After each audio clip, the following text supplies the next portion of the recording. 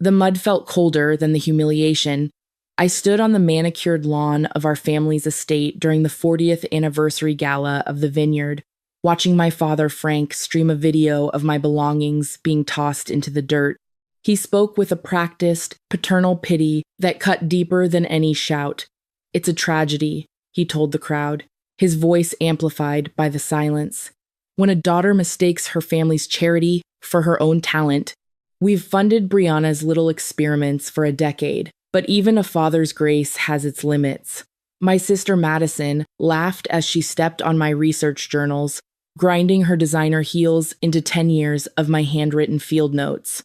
But around us, the air had gone cold. Our most influential distributors didn't join in the laughter.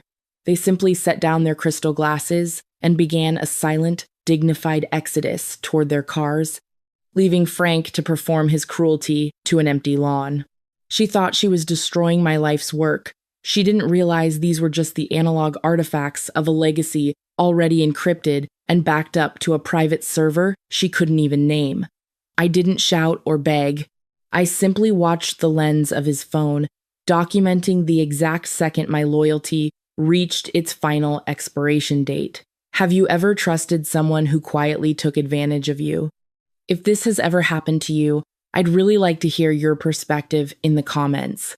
I didn't fall apart on that lawn. I didn't give Frank the emotional breakdown he was so clearly hoping to capture for his digital audience. I simply turned around, discreetly hitting record on my phone to capture the debris on the lawn. "Keep going, Frank," I whispered to myself. "My labor attorney is going to find this footage very expensive for you." I walked past the rows of white-gloved servers and got into my car. The mud from the vineyard was still thick on the soles of my boots, a physical weight that mirrored the realization settling in my chest. For 10 years, I had been the silent investor in their version of a family business, but the dividends had only ever been paid in condescension. I drove 2 miles down the road to the main production facility. The air in the fermentation room was cool and smelled of damp earth and ripening grapes, the scent of a $500,000 contract that was currently resting in stainless steel tanks. My father and my sister see the labels and the prestige. I see the chemistry. I see the cooling cycles, the sugar levels, and the delicate balance of the yeast. Our entire automated system runs on a proprietary software I designed to protect our most sensitive vintages from equipment failure. It contains a protocol known as the dead man's switch. It is a proprietary encryption layer I built to protect my unique fermentation curves, requiring my unique biometric signature every 24 hours to maintain the precise temperature required for slow fermentation. There is no master override. The software was designed to prioritize my R&D security over everything else. Without my thumbprint, the cooling system enters a fail-safe state and shuts down. In Napa, heat is the enemy of excellence. Within 48 hours of my absence, the sugar in those vats would begin to boil, turning our family's 40-year legacy into a fortune's worth of expensive vinegar. I checked the levels on the digital interface one last time. The clock was already ticking toward the next authentication window. That's when I realized a fundamental psychological truth. When a family treats you like a parasite, they are usually projecting their own dependency. They had mistaken my competence for my obligation. They assumed that because I was the reliable one, I would continue to hold up the ceiling even as they tore down the walls. But some debts aren't financial, and mine had been settled the moment my lab notebooks hit the mud. I walked out of the facility and locked the heavy steel doors. I wasn't a daughter to them anymore. I was a system they could no longer afford to run. I didn't need to shout to be heard. The silence of those cooling fans would speak much louder than I ever could. The first alarm likely rang at 4 a.m. The fermentation vats were heating up, and I had turned my phone to silent, letting the notifications stack up like a pile of overdue invoices. Frank sent 13 texts before the sun had even cleared the valley floor. They started with his usual brand of bluster, accusing me of sabotaging family property and threatening to have me arrested for locking his equipment. By noon, the bluster had evaporated into a sharp, desperate demand for family duty. He didn't ask if I had found a place to sleep. He asked for the administrative password to the cooling interface. He genuinely believed he held the moral high ground, which is the core of the trap of normalized cruelty. In family systems built on control, the patriarch often views emotional abuse not as a character flaw, but as a legitimate management tool. Frank had spent decades believing that slandering me was just a form of parenting designed to keep me compliant. He couldn't grasp that the person he had publicly discarded was the only one holding the keys to his financial survival.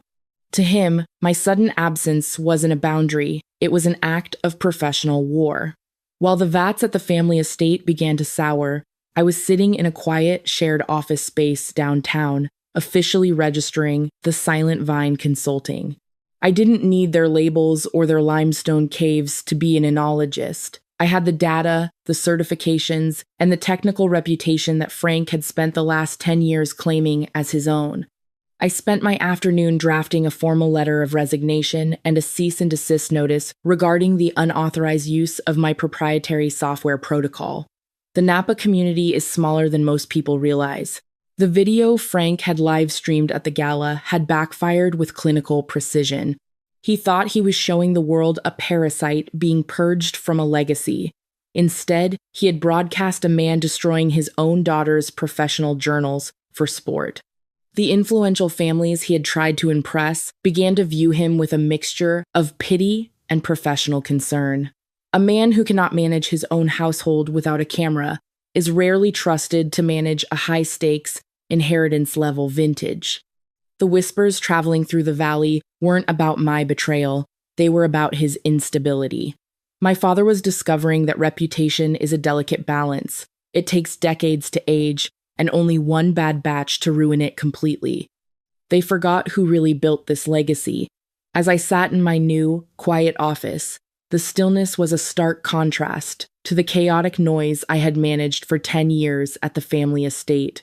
In my father's mind, I was a utility, something like the electricity or the plumbing essential, but invisible until it stops working. I began to review my own mental records, performing a moral audit that Frank and Madison had never expected me to conduct. I thought back to the 2020 fires. The air in the valley had been thick with ash, orange-hued and suffocating. While Frank was 3 states away in Aspen, attending a real estate retreat and complaining about flight delays, I was on the front lines. I spent 72 hours without sleep re-engineering the filtration systems to save the crops from smoke taint. I saved the vintage that year, ensuring a 7-figure profit that kept the family business afloat.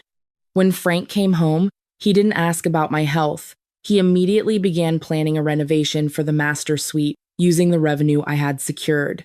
Then there was our signature Cabernet.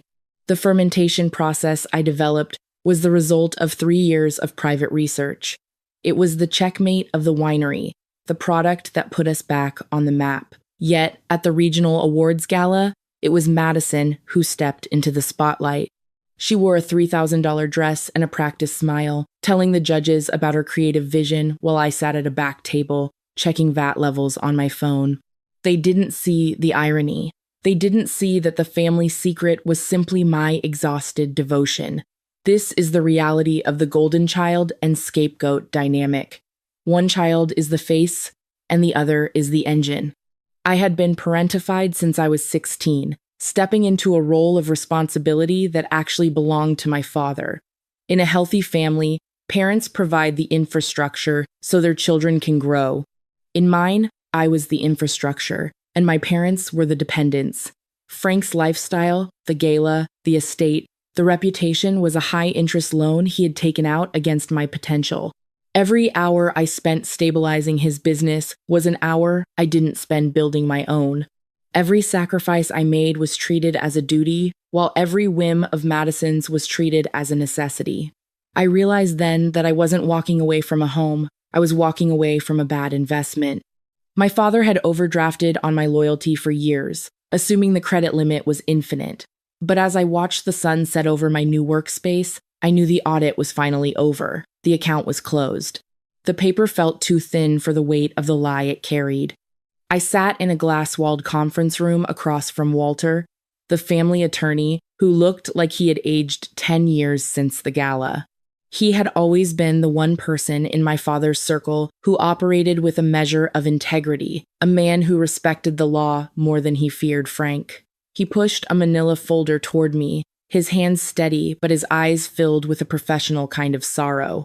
Inside were the records for my late mother's estate, specifically the land trust that governed the 10 acres of prime Cabernet vines she had inherited from her own father, the land she had explicitly told me would be my safety net. I opened the file and began to read the line items. My eyes caught on a liquidation entry from 3 years ago. The trust had been authorized for a full withdrawal of $500,000. According to the document, the funds were released to pay off emergent family obligations. I knew exactly what happened 3 years ago. That was the year Madison's luxury boutique line in San Francisco had collapsed under the weight of her overspending and poor inventory management. My father had told the family that a private investor had bailed her out. Now, the audit trail told a different story. "Walter," I said, my voice as level as a horizon line, "my mother's irrevocable trust requires my signature as the successor beneficiary for any withdrawal. This authorization was signed 3 years ago while I was working the harvest. How is that possible?" Walter pointed to the signature line at the bottom of the authorization form. It was my own name, written in a cramped, shaky script that tried to mimic my handwriting. But as an enologist, I spend my life analyzing minute variations in structure. I know the difference between a natural decline and a forced imitation. The ink pressure was wrong. The slant was too deliberate. It was a forgery, a clumsy, desperate attempt by Frank to seize the only thing he didn't own. That's when the room seemed to go very cold. I realized that betrayal in toxic families is rarely a single, explosive act of lightning. It is a slow, methodical erosion of trust that eventually reveals a hollowed-out foundation. Frank hadn't just used my labor. He had stolen my future to fund Madison's vanity. He had stood on the lawn and called me a parasite while he was currently living on the proceeds of a theft he committed against his own wife and daughter. This discovery shifted the entire nature of our conflict. This wasn't a family argument anymore. This was a criminal audit.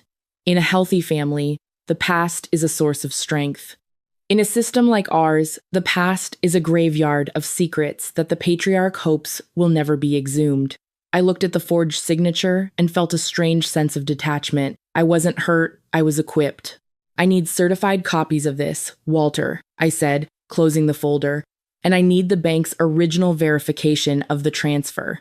He nodded, understanding that he was now a witness to a felony. As I walked out into the bright California sun, I felt a new kind of power. My father had been holding a recording of my humiliation, but I was now holding the evidence of his ruin. The inheritance he had siphoned wasn't just money. It was the final nail in the coffin of his authority. It was the final nail in the coffin of his authority. The vintage was souring, and for the first time, I was the only one who knew how deep the rot actually went. The smell of failing wine is patient. By the time it reaches your nose, the thermal degradation has already set in. Those vats were 48 hours away from an oxidative disaster that no amount of filtering could fix. 3 weeks after the gala, Frank and Madison appeared at the door of my new office, the stench of impending failure hanging over them more heavily than any cologne. The bank's notices had finally turned from polite inquiries into legal demands. They didn't come with an apology. They came with a demand wrapped in the tattered flag of family loyalty. My father's face was the color of a bruised plum, his hands trembling as he shoved a legal notice toward me. The distributors were threatening to cancel the $500,000 contract. The fermentation vats were reaching critical temperatures, and without my biometric signature to reset the cooling cycle, the legacy was 48 hours away from becoming waste. "Brianna, enough of this game," Frank said, his voice straining to maintain its usual authority. "You've made your point. You've embarrassed the family. Now, give me the override codes. People's livelihoods are at stake." Madison stood behind him, her eyes red from what I assumed was the realization that her monthly allowance was tied to those overheating tanks. "How can you be so heartless, Bree?" she whispered. "Dad's heart can't take this stress. You're destroying everything he built." I didn't stand up. I didn't raise my voice. I simply looked at them from across my desk, a clean, white surface that held no mud and no lies. "This isn't a game, Frank," I said, "and I'm not destroying what you built. I'm simply withdrawing the labor you never paid for. You told the world I was a parasite. I'm just acting accordingly." That's when I realized the true nature of the invisible shackles of a survivor. For years, my silence was my prison. I stayed quiet to keep the peace, believing that if I worked hard enough, the people who were supposed to love me would finally see my value. But in that office, my silence had transformed. It was no longer a cage, it was a tactical advantage. Survivors of toxic families don't just endure, we audit. We watch the inconsistencies, we notice the shaky hands, and we wait for the rot to expose itself. My silence hadn't been a lack of power, it was the accumulation of it. I had spent a decade watching my father take shortcuts, and now those shortcuts had led him directly into my office. I reached into my drawer and pulled out the manila folder from Walter. I didn't show them the whole file, just the signature page. $500,000, Frank, I said, my voice clinical. That's the exact amount you liquidated from Mom's land trust 3 years ago to pay Madison's debts. The bank has the original, Walter has the forensic report. It is a very poor forgery. The silence that followed was absolute.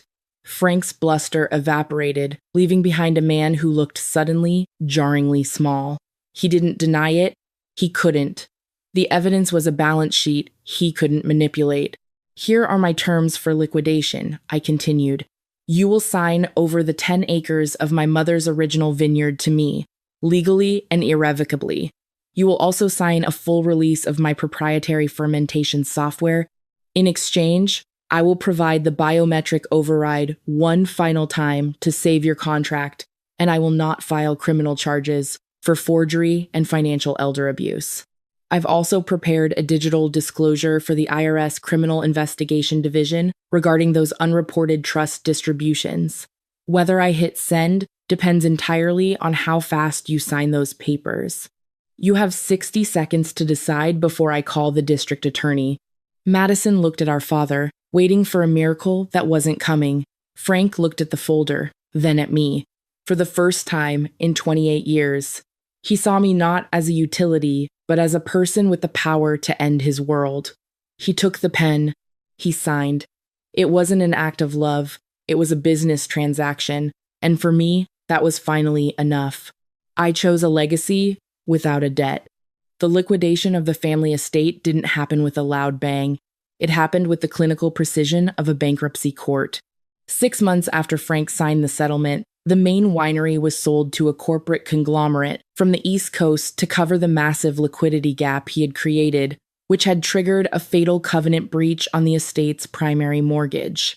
Frank and Madison were forced to vacate the family mansion, a house built on the invisible labor of others, and move into a modest 2-bedroom rental in a part of the valley where the tourists never go. Frank avoided a prison cell, but he could not avoid the social audit of Napa Valley. In a community that thrives on the perception of stability and heritage, a man caught filming his daughter's eviction and faking an estate authorization becomes a liability. The dinner invitations stopped arriving. The country club memberships were quietly not renewed. He became a man with a name but no weight, living in a space that smelled of cheap carpet instead of limestone and oak.